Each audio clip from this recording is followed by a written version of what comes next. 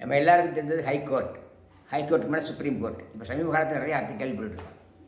உண்மையிலேயே இரண்டுமே சட்டத்தின் அடிப்படையில் தீர்ப்பு வழங்கக்கூடியதான். மனிதர்கள் சட்டத்தின் அடிப்படையில் படித்த நிபுணர்கள், சட்ட நிபுணர்கள், நீதிபதிக்கு உயர்ந்தவர்கள், ப்ரமோஷன் உயர் பதவி பெற்ற நீதிபதிகள் தீர்ப்பு வழங்குறாங்க.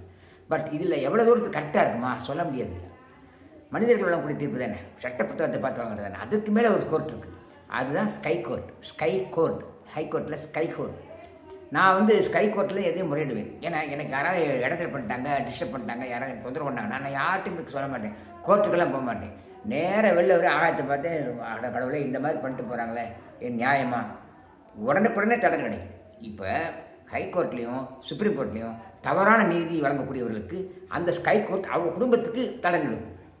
எவ்வளோ குடும்பங்கள் நடக்குது, அதெல்லாம் உண்மை, அதில் வெளி தெரியாத விஷயங்கள். எனவே நீங்கள் ஹைகோர்ட் சுப்ரீம் கோர்ட்டை மதிக்காட்டினாலும் ஸ்கை கோர்ட்டை மதியுங்கள்.